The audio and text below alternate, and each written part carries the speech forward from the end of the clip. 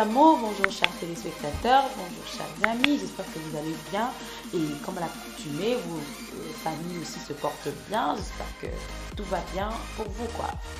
Alors, nous ici sur le plateau, on va très bien et on est encore ravis de vous avoir avec nous pour cette nouvelle édition de votre émission préférée au féminin. Je suis entourée des belles dames, comme toujours, Madame la doyenne qui est toujours présente et Madame Guédia qui est aussi à ma gauche. Donc, je vais commencer par la doyenne qui va vous dire un bonjour, qui va vous faire un petit coucou. Bonjour les amours, bonjour.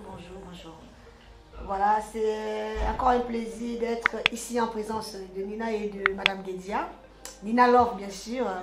Alors, un bonjour en particulier à vous qui nous regardez. Et je voulais profiter ici pour souhaiter un joyeux anniversaire à ma petite fille Joanna, qui est née aujourd'hui même. Voilà, joyeux anniversaire à toi Joanna.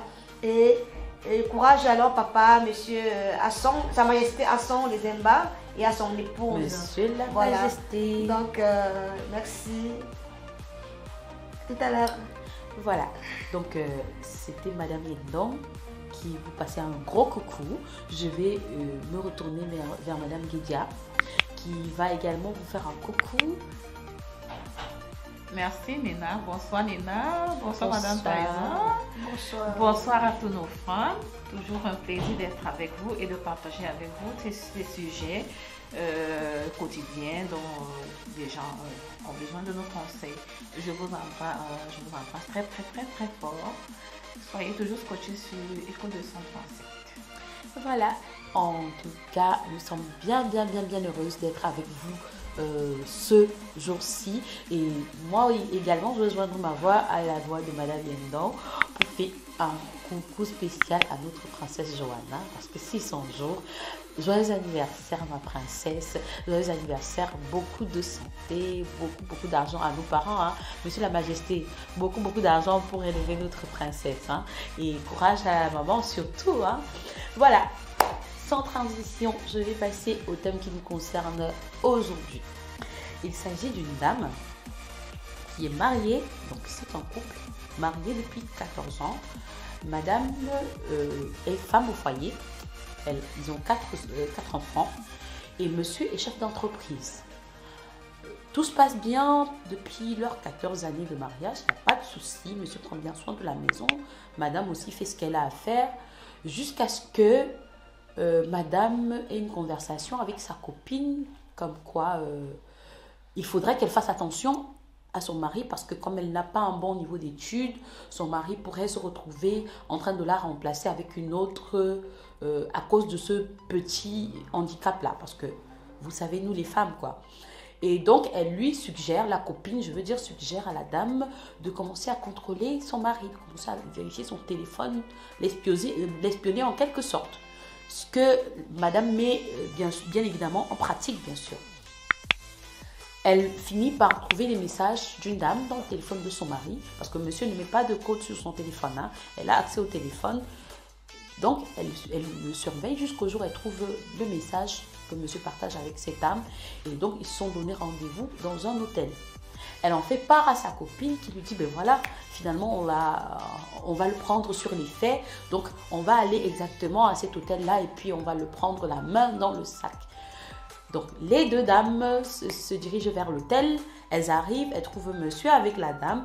Et sans même laisser le temps à monsieur de réagir, les deux dames se jettent sur la femme qui est avec le mari de la concernée du jour. Et donc, elles tabassent correctement cette dame. Et c'est dans les tiraillements et les explications que monsieur s'insurge en disant « Mais ce n'est que ma partenaire d'affaires. Elle ne vit pas dans la ville, elle est venue et elle est logée là. On est venu pour discuter affaires. » Et donc, pendant que nous vous parlons en ce moment, ce monsieur a mis déjà des affaires de madame dehors. C'est elle qui nous écrit pour dire que ça ne va pas dans sa maison parce qu'elle ne sait plus comment demander pardon à son mari. Excusez-moi, j'espère que j'ai bien résumé la chose. Donc, en gros, c'est ça le thème que nous avons sous les bras aujourd'hui. C'est une dame qui s'est laissée emporter par des complexes, qui s'est laissée emporter par les conseils de sa copine et qui a commis une grosse gaffe dans son foyer. Et là, elle a besoin de savoir comment faire pour réparer cette situation parce que son mari ne veut rien entendre du tout. Il veut arrêter, il veut mettre fin à leur mariage. Donc voilà, je vais me tourner vers Madame Guédia qui va nous dire ce qu'elle pense du thème de ce jour. Madame Guédia, s'il te plaît. Oui, merci Nina. Bonsoir à vous toutes et à tous nos fans. Vous voyez, Nina, à quel point ce qu'on appelle la mauvaise compagnie peut nous conduire, honnêtement. Parce que cette femme a vécu ses 14 années avec son mari, elle avait totale confiance en son mari. Mais juste le fait qu'elle s'est fait des amis, et on ne sait pas, ses amis même peuvent être jalouses un peu de sa façon de vivre et puis ils peuvent créer, regardez jusqu'où elle va à cause d'une mauvaise compagnie. Parce que moi j'appelle ça vraiment de la mauvaise compagnie. Ma soeur, tu as gaffé. Honnêtement, tu as besoin de conseils, mais sache que tu as gaffé. Tu as gaffé. Voilà. Donc, ça, c'est l'avis de Madame Guédia qui te le répète, ma soeur. Tu as appuyé sur pargne. Je crois que c'est ça qu'on dit chez nous. Hein. Alors, Madame Lindo, s'il te plaît, dis-nous. Que penses-tu du thème de ce jour? Nina, bonsoir encore. Bonsoir Madame Guédia. Et bonsoir aux téléspectateurs. Je voudrais dire à la dame que ce que tu as fait, c'est ce qu'on appelle, tu as fait l'irréparable. Parce que ta copine, comme l'a dit Madame Guédia, on vous demande d'avoir les meilleurs amis, les bonnes amies. Vous pouvez choisir les fausses amies. Parce que ça, c'est de mauvais conseils qui t'ont dû à ce genre de situation. Et ce que tu as causé, attends, c'est lors du débat que je pense qu'on trouvera ta solution parce que pour le moment, je ne trouve pas encore le mot pour toi. C'est plus fort que moi. Alors, parce que tu dis, elle a choisi des mauvais amis, mais moi, je me pose justement la question, non, comment faire pour reconnaître c'est qui le bon ou le mauvais ami? Nina, ou déjà, alors, quand là, tu... je sais pas, on est dans le Nina, cadre déjà selon le thème du jour, oui. Une relation de 14 ans. De 14 ans, ce n'est pas une relation de 14 jours. Alors, si ton mari, même déjà, qui laisse son téléphone sans code, ça veut dire qu'il ne se reproche de rien. Tout à fait. Hein? Alors, est-ce qu'il est normal que tout ce qu'on doit vivre dans le foyer, on doit porter Dieu aux amis? C'est pas normal. Hein? Une relation, ta relation de mariage, ce que tu vis dans ton ménage, tu dois le garder pour ta famille. Tu dois même protéger ta famille. Parce que quand tu vas raconter les choses à tes copines, tu exposes le mari. Donc, tu ne devrais même pas arriver à ce stade-là. D'accord. Donc, moi, je vais un peu me retourner vers Madame Guédia. Tout à l'heure, tu as relevé quelque chose. Ça peut être une sorte de jalousie. Genre, peut-être qu'elle a vu que cette dame avait la paix dans son foyer et tout. Et donc, elle a essayé parce que cette femme, l'histoire ne nous dit pas que la dame est allée poser un problème à sa copine. Hein. L'histoire nous dit juste que c'est la copine qui lui demande de faire attention. C'est-à-dire que c'est parti de rien carrément. Bah justement. Nina, l'histoire nous dit tout. On n'a même pas besoin de trop chercher. Une femme qui a fait 14 ans de tranquillité dans son ménage, elle n'a jamais eu un souci avec son mari. Elle est sans emploi et est bien traitée, a ses enfants et son mari lui fait totale confiance en laissant son téléphone ouvert parce que de nos jours c'est même rare, c'est difficile de trouver un homme comme ça. Et qu'un matin, elle se permet, vraiment maman, 14 ans et tu restes toujours naïf. Ça veut dire tout simplement que tu fais confiance à ta copine qu'à ton propre mari. Tu fais confiance qu'à toi-même, tu fais confiance à cette copine plus que toi-même qui vis ton ménage. Tu vas jusqu'à raconter à ta meilleure amie. Je ne sais même pas si vous avez commencé comment pour que vous arrivez dans les histoires de ménage. Parce que tu n'as aucun problème. Mais et tu te lèves un matin, une copine vient te donner des conseils. Ce que la dame aussi devrait comprendre, c'est que même pendant qu'elle soit dedans, sa copine étant dehors, l'envier. Bien sûr. Donc ça peut s'appeler ça de la jalousie. Bien sûr. Oui. Donc pour vous, c'est une sorte de jalousie alors. Oui, et là, cette femme même. Pour ma part. Parce que tu l'as relevé tout à l'heure. Mais bien sûr, il y a des amis ici qui tu crois qu'elle est ton amie, mais elle n'est pas ton amie. Aujourd'hui, on en trouve tellement de fausses amies, Nina. Il y a tellement de fausses amies. Et puis cette femme a même le courage, je ne sais pas, comme l'histoire nous dit, de t'accompagner jusqu'à cet hôtel. Mais elle ne t'aime pas parce qu'elle veut voir tout ça pour te faire du chantage, demain t'insulter et tout. Jusqu'où elle va même à ce point pour rabaisser ton mari. Non, mais si je comprends bien, il y a un risque que ce soit la copine qui se retrouve dans... Parce que maintenant que monsieur tourne le dos là, il y a un risque que ce soit... elle vienne chez elle le lendemain et que ce soit cette dame-là qui soit... Nina, une copine comme ça est prête à tout. Elle peut même avoir monté cette femme, oui. Demain, elle va maintenant dire autre chose à son mari. Elle peut aussi retourner dire au mari que moi, comme tu vois, même ta femme n'était pas sérieuse. C'est des gens capables de tout. Parce que comment est-ce qu'elle fait pour monter une femme qui a vécu 14 ans dans son ménage au point où cette femme croit en elle jusqu'à ce qu'elle entre dans la vie privée de son mari? Mais madame, tu sais qu'il y a des femmes comme ça. Ça veut dire qu'elle croit tellement à son mari. Son mari. Bon, ok, maintenant, comme son mari l'a mise dehors. Elle, sa copine, on doit faire. Il faut que ta copine aussi vienne négocier. Oui, ça c'est la question. Que ta copine vienne renégocier. Comment une amie peut pousser une autre à aller jusqu'à ce stade-là? Non, mais quel est le projet, chérie? Attendez, les dames. Quel est son projet? Déjà, je comprends que derrière, il peut avoir peut-être justement une mauvaise intention de la copine. Mais en même temps, est-ce que c'est pas un problème? Ce thème-ci ne nous relève pas ici un problème d'éducation, justement. Est-ce que ça n'a pas un rapport avec le niveau d'études? Mais c'est ce que j'ai dit. Elle est naïve malgré le temps qu'elle a mis dans son ménage. Elle reste encore naïve après 14 ans d'expérience de mariage. Parce que là, il faut bien le relever. Elle n'a pas utilisé son intuition, elle n'a pas utilisé son expérience, elle n'a pas utilisé un peu son intelligence. Au point où, après 14 ans, une amie vient te dire des choses comme ça. Même si ça avait été vrai que ton mari te trompe, tu as une tranquillité chez toi. Tu n'apportes rien en dehors du fait que tu sois une ménagère. Et maintenant, tu veux saquer ton mariage. Une ménagère joyeuse. Joyeuse. Une ménagère heureuse. Tu veux saquer ton mariage. Tu ne dépenses pas. Tu ne payes pas le facture. Ma soeur, sache que tu étais le ministre de l'Intérieur.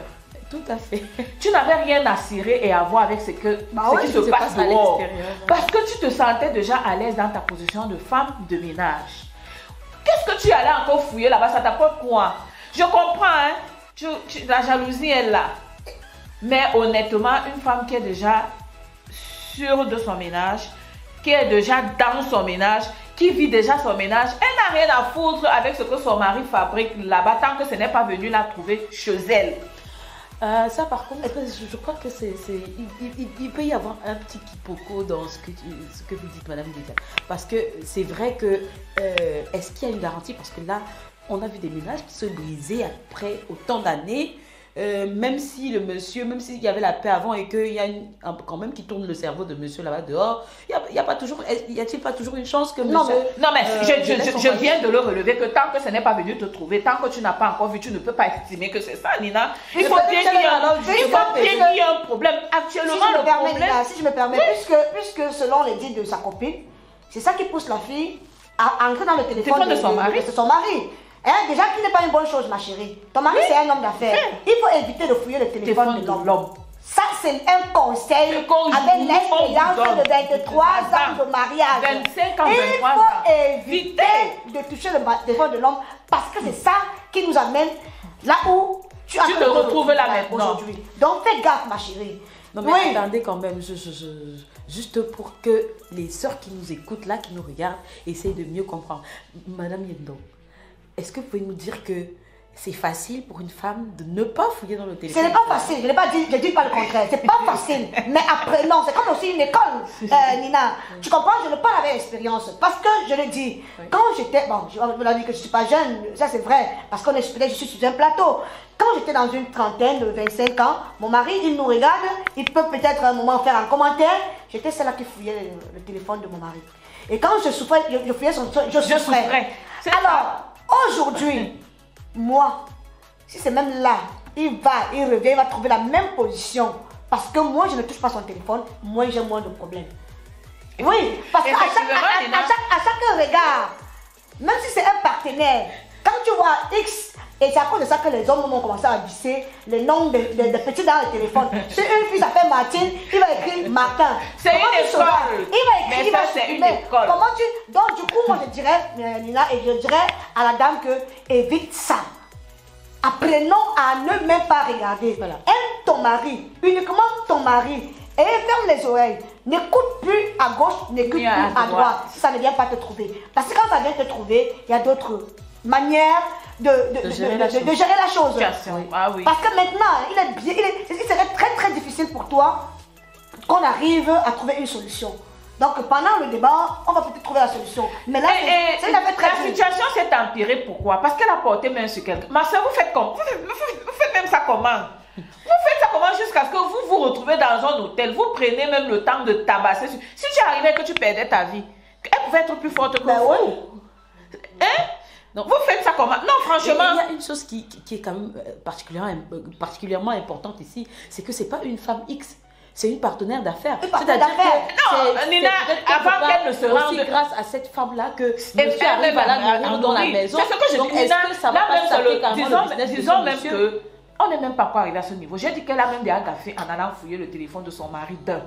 De deux, elle a encore exagéré en allant porter main sur... Mais ça avait été la partenaire de son mari. Toi-même, tu exposes ta propre vie. Toi-même, tu te rabaisses à ce niveau. Pire encore, c'est celle qui te nourrit. Même si tu rentres dans le foyer là et que ton mari a perdu son boulot, tu vas encore manger quoi? Ta copine là qui t'a conseillé là. Déjà, toi, tu ne travailles pas. Déjà, c'est ce que je dis. Tu n'as aucun apport financier. Tu attends seulement, tu es consommatrice. Et tu as le courage d'aller porter même une bonne consommatrice sur une dame parce que tu estimes qu'elle est, je sais pas, la partenaire de ton mari. Alors qu'en fait, c'est même une partenaire d'affaires à ton mari. Maintenant, même si tu rentres dans ce foyer, ma soeur, ok, nous ne sommes pas ici pour que ton mari te mette dehors pour toujours. Hein. Dans tous les cas, c'est arrivé, il faut qu'il y ait quand même un arrangement, qu'on trouve une solution. Même, je te le dis encore, puis encore, c'était le partenaire d'affaires de ton mari. Si tu rentres même dans le foyer, maintenant, tu vas manger quoi, ma soeur?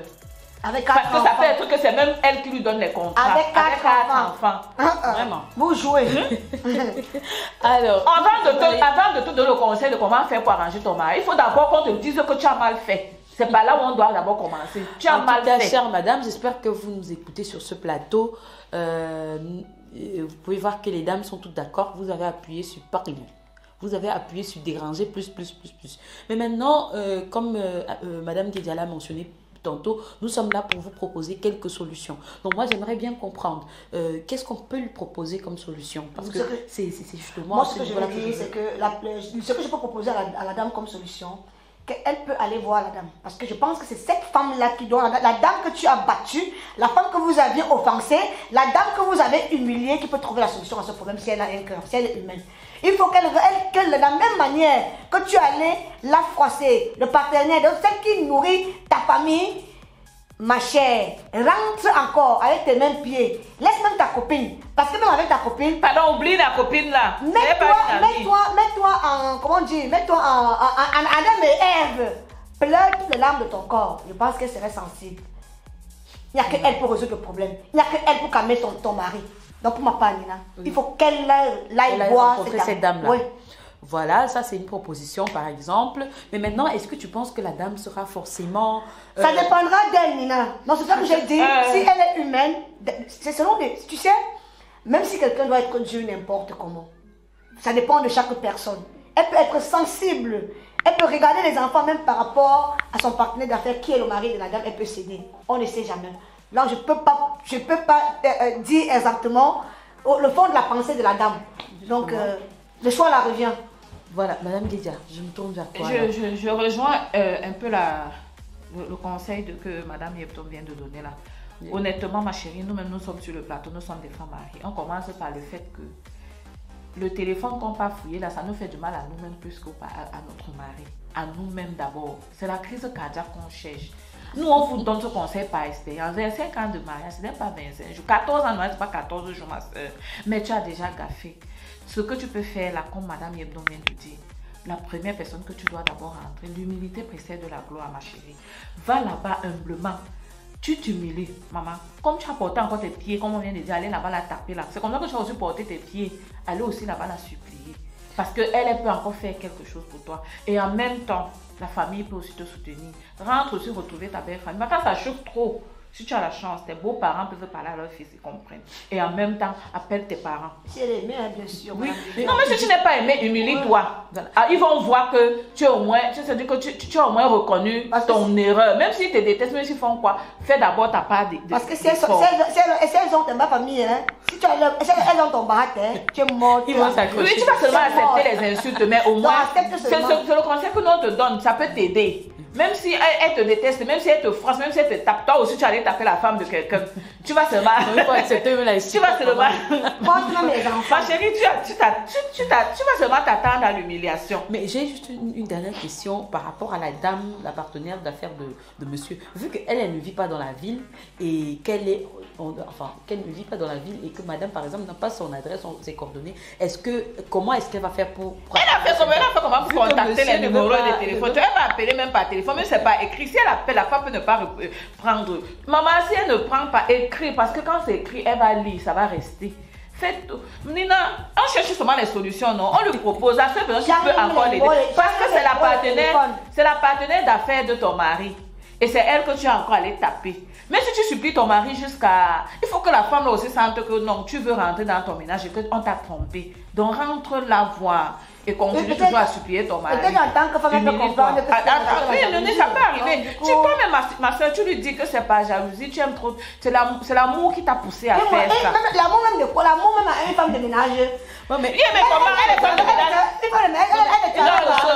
Dans la vie, femme de ménage n'a pas le cœur. Elle aime trop son mari, ma chérie. C'est l'amour. Moi, je refuse pas. Elle a exagéré, mais c'est l'amour, non? C'est parce que, tu sais que si tu découvres que même si tu ne fais rien, tu découvres ton mari dit même bonjour à une femme. Même si tu n'as pas le droit d'aller attaquer la femme, à ton cœur, c'est quand même quelque chose.